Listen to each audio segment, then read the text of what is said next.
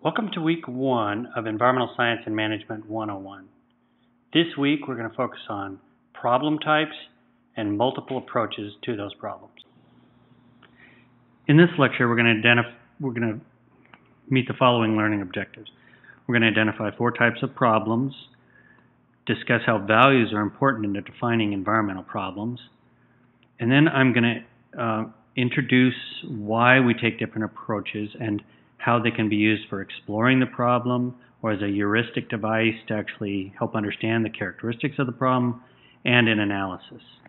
And then we're going to explore how these multiple approaches serve as a platform to bring in other stakeholders and provide more creativity in the possible solutions, and in particular deal with surprises. And surprises are when the outcome is different in sort of quality and magnitude than what we might have expected. So values are essential in defining environmental problems. Often you might hear that science is value neutral or that science is objective, but in environmental science we look at problem-based science. And when you have a problem, that's a situation in which it could be better for somebody or everybody if it were to be improved. And this is a value-laden statement. That is, a problem is some situation that could be improved, that is made better. And that can only be assessed in terms of people's values. Now there's 2 types of values that we're going to deal with, or a range of values for personal values. Some of those are held values where you're just not going to change it. So for example, no matter how good an argument I make, you're not going to decide that it's good to go through and just log out a sacred grove of trees that's been there for 1,000 years. Considered values are ones where you think, yeah, under certain circumstances, I would consider logging these trees rather than some other trees. So these held and considered values, it's very important to make the difference, because we're not trying to change people's held values. That's a cultural and often religious set of values, but when we go into discussion over environmental problems, many people have considered values that they're willing to discuss. Now in this course we're going to talk about 4 problem types, and those 4 problem types can be identified whether do they have any problem, does it have a good alignment between individual and social benefits, and what are the information needs. Now if you have very low information needs, meaning you know everything about the problem, and you have good alignment between how the solution is going to benefit individuals and the society in general, that's really an easy question. You can address that with regulations. You can pass a law that says we're going to take the lead out of gasoline, for example.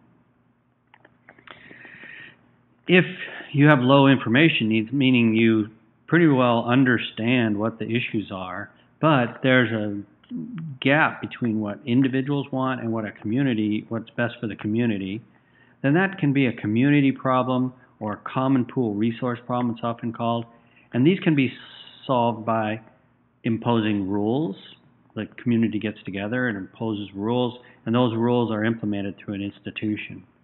And a good example of this we're going to see later is grazing on public lands, on commonly held lands. Institutions will get together, local institutions made up of the community, and decide when it's okay to put your livestock out and when you need to pull them off.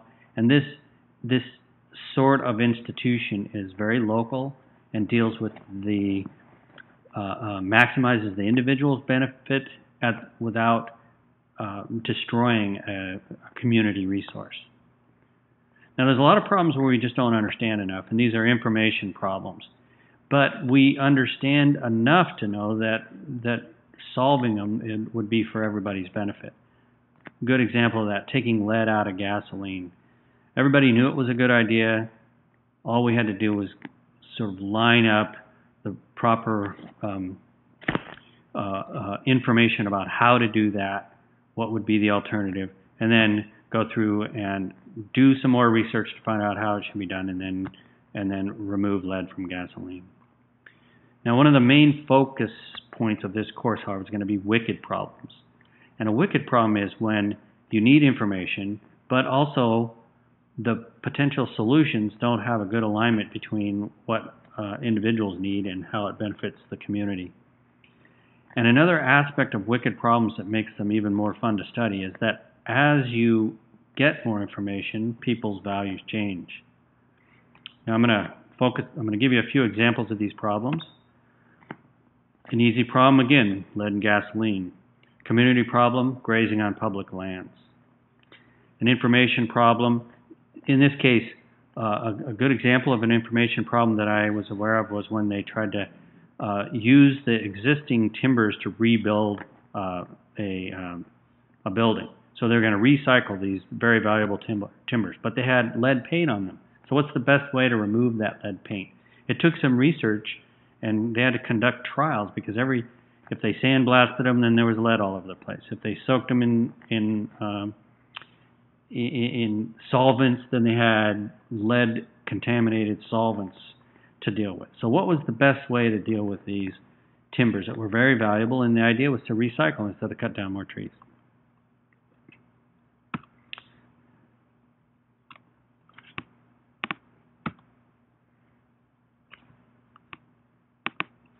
So again, we're going to focus on wicked problems.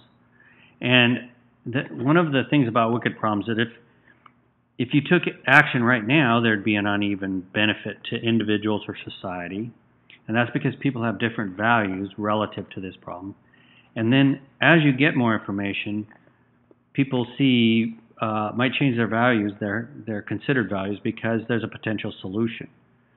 So one example of this is cleaning up parks in Poland. As they got cleaner, as the parks got cleaner, people actually changed their values. They wanted them much cleaner than they had originally planned. So people changed their values based on the information and the sort of progress in solving the problem. Now today we're going to talk about employing multiple approaches.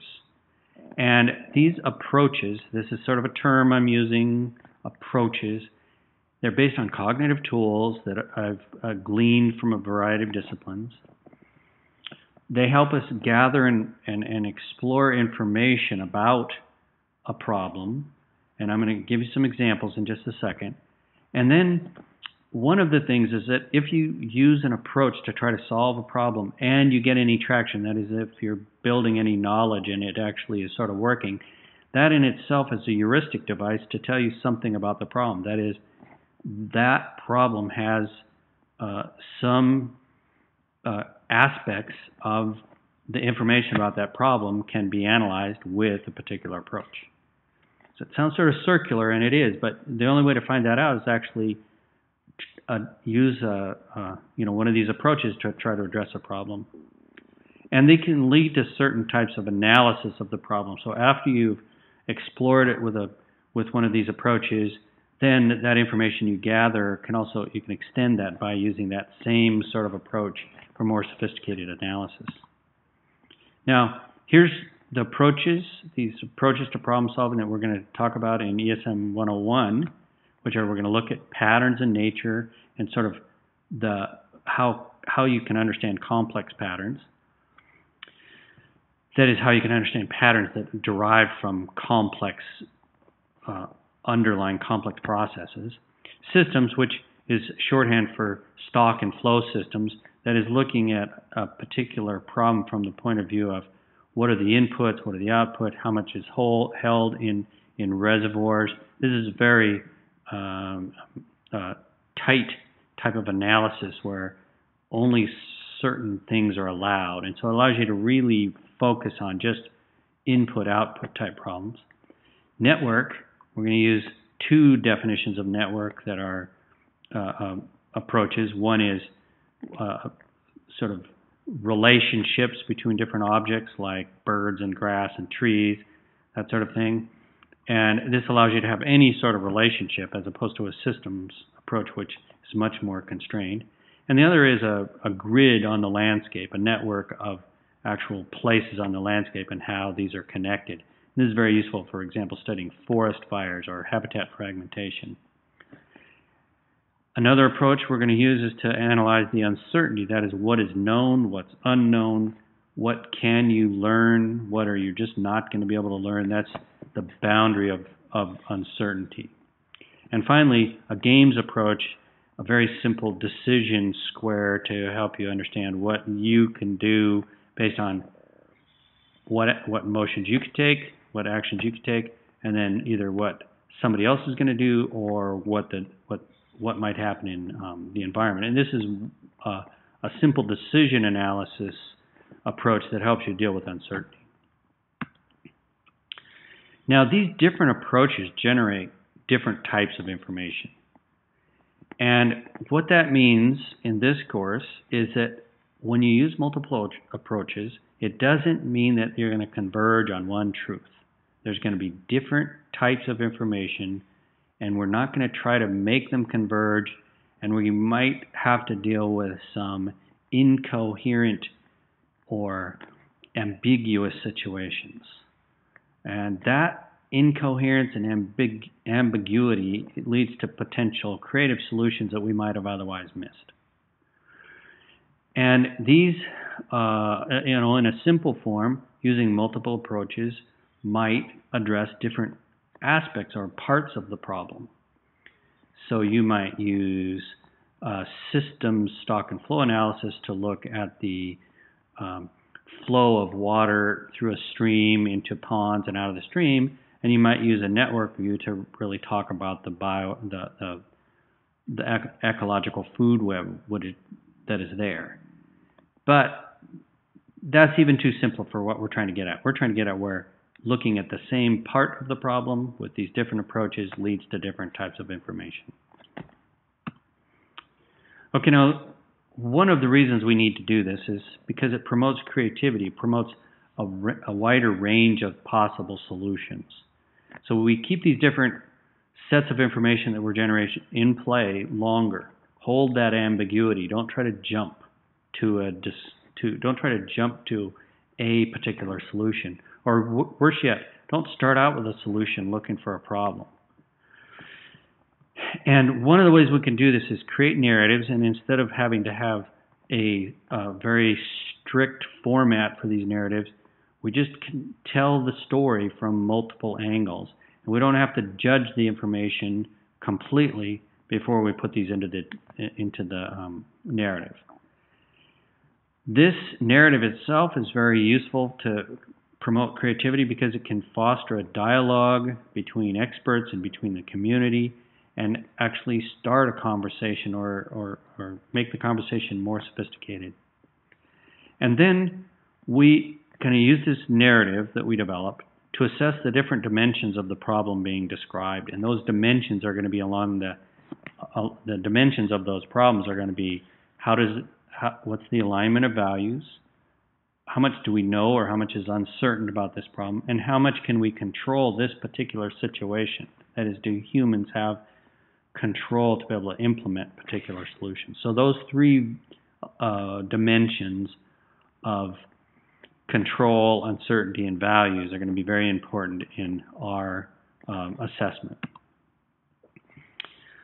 Okay, then once we have sort of assessed the problem for that, we need to engage in solutions of the problem.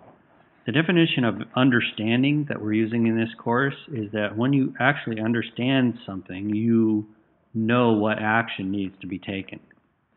So understanding isn't just some thing you hold in your head here's an image in your head of what's going on.